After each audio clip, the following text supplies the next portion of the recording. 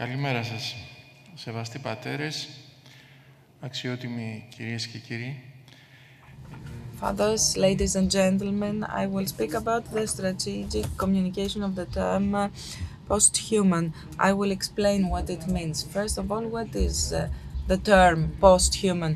You've heard that many times in this conference. The philosophical positions of posthumanism refer to the biotechnological enhancement of human beings. They focus on the effects that a major improvement could have in human capabilities through artificial scientific constructions and technical means. So, posthuman is defined as a human being with extreme capabilities that exceed the limits in which human beings naturally move. And this identity status, resulting mainly from the advances of technology, is described as posthuman. Posthuman capabilities characterize, for some people, a new type of existence beyond the human one. But this compromises the neutrality required for a clear understanding of human identity in the face of human technological integration. So, by accepting a definition of the term posthuman in this way, we have made a large concession to the definition of the term human, and this by itself constitutes a very heavy philosophical premise. And this is what we will examine here in more detail. Let's first of all speak about language. Language can be seen simply as a map that we use to represent what really exists out there, or abstract ideas. But it can also greatly influence the way we know and see the world. Thus, the political strength of language is evident in propaganda and linguistic stereotypes through verbal shades such as euphemism and degrading language used by the politicians. Language can oppress, underestimate, condemn, block or overestimate people and communities, or support specific ideas without even its users understanding it. So in a sense, language is not neutral, so we need to take care of the words we use to define what we mean. The word man for so many years has a continuity in the Greek culture, and this continuity is also ensured by Christianity. So the meaning differentiates man from other animals. Man is the only biological being with some characteristics that place it in a different position from other biological beings. Those characteristics are not only quantitative, how fast man runs or how many years man lives. They're also qualitative, spirit. They look up towards God. So it's a wonderful existence. For man is not only earth, it's not only homo, it's not only an animal, it's much more. This is what we argue here. They want to review different communication strategies by focusing on terms such as posthuman, superhuman, truth, conspiracy theories, gender, man, mother, etc. The way to achieve such objectives is defined by the term strategic communication. It shapes values and the wishes of public opinion in several ways through diverse media, and this has reached the peak of its effectiveness. So, strategic communication, what is it? It is an deliberate use of communication by an influence group to fulfill a mission. Strategic communication can mean either communicating an idea, a process, or data that fulfill a long-term strategic goal of an influence group. In other words, Strategic communication and its management could be defined as the systematic planning and implementation of communication over a long-term horizon. So, messages are deliberately conveyed through the most appropriate means to the designated audience at the right time to contribute and achieve a desired long-term outcome. The constant information we have from the media is full of examples of strategic communication. For example, the collaboration of the media with large companies and taking huge public projects leads them to take on board situations and hide losses and impacts. They do things that are useful for the companies to achieve their objectives. NGOs that implement long-term objectives by investing large funds for the benefit of powerful organizations such as NATO or BRICS, powerful states such as the US, Russia, and China often finance or even undertake under their financial protection popular media in order to implement specific communication strategies expecting concrete results. An illustrative example of shaping public opinion through a communication strategy in the field of epistemology, in the field of science, similar to what we refer to in this text, is the imposition of the term relativeness against the term truth on the collective consciousness. We will briefly refer to this because it has made a major contribution to shaping the cultural paradigm we are experiencing today, and many call modernism. I've worked in the field of science for many years. I've taught my students. One of the first things they have to learn is how social factors affect even the theories that have earned ground in our have gained ground in our times, in physics, even in physics.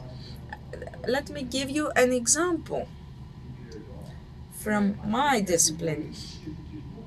Relativism has been imposed with this strategic communication. In 1962, Thomas Kuhn published his book, The Structure of Scientific Revolution. Kuhn was a historian of science, but his book referred to the philosophy of science. In a nutshell, in his book, he argued that when new scientific theories manage to replace their predecessors, this does not mean that the youngest ones, the newest ones, are more correct than the previous ones. It means, above all, that social conditions allow or impose such a replacement.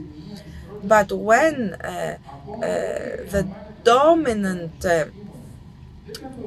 an interpretation of what Kuhn says, what scientists perceive as truth is not determined by purely rational criteria, but to a large extent by social considerations. How can we trust anything that is in addition to and outside scientific decisions? The great acceptance of the scientific community, on the part of the scientific community, of Kuhn's work of relativism, is a key element that has greatly helped our Western culture to accept relativism as it is nowadays, woke culture and all the things we discussed about that. An anti-Christian perspective in all aspects of thought and action. We will cite an example. Another goal of an anti-Christian perspective, which centers of power try to enforce, is the very definition of man. The hardest expression of materialism sees man in a way that differs only qualitatively from other animals on this planet, and in its more consistent expression wants to remove from man the diversity that exist in this earthly world. The diversity that Christianity attributes to this world, because it's not just a biological organism for Christianity, for Christian teaching. Man is a person who has a biological body but is also aware of the universe and is responsible for the existence of himself or herself, has an innocent soul, and wants to reach God and deification. So let's now refer to man as a person. Personism. Personists say that this identity of man does not has its roots in human nature itself.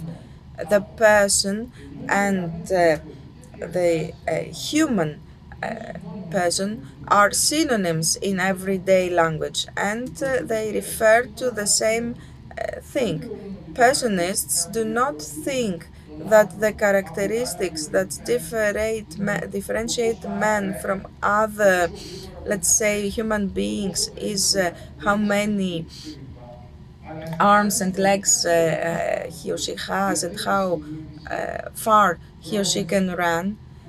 It's consciousness, intent, will, laughter, love,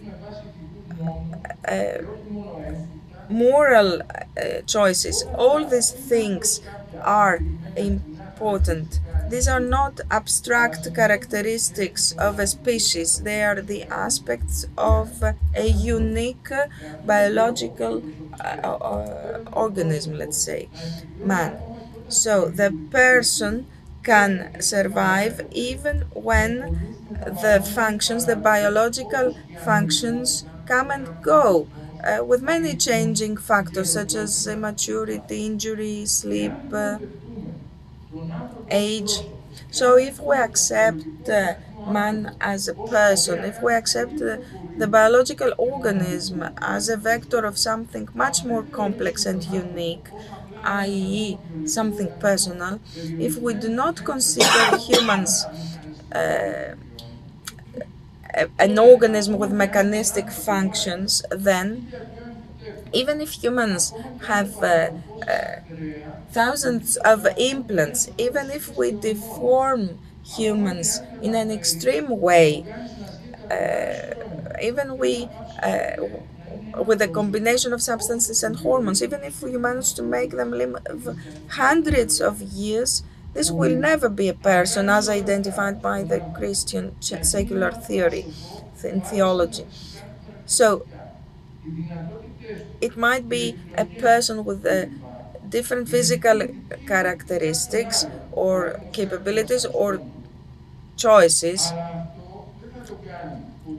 at his responsibility or the responsibility of somebody else. Even if you do that, this will not make him different from anything that a person is, because a person will always be a person. It's not a superhuman. However, strategic communication aims to remove from the term man this Christian content. Δηλαδή, επισημαίνοντας τα προηγούμενα, συντάσσομαι με όσους... I agree with all those who say that the use of the term post-human from Christians is, let's say, a concession. It's not only an inaccurate way to use language. It's very crucial. We shouldn't use this term instead of technologically or mechanically assisted man, because in this way we do the same thing that we shouldn't do, as Saint Nafpaktos said yesterday. So we replace terms that are crucial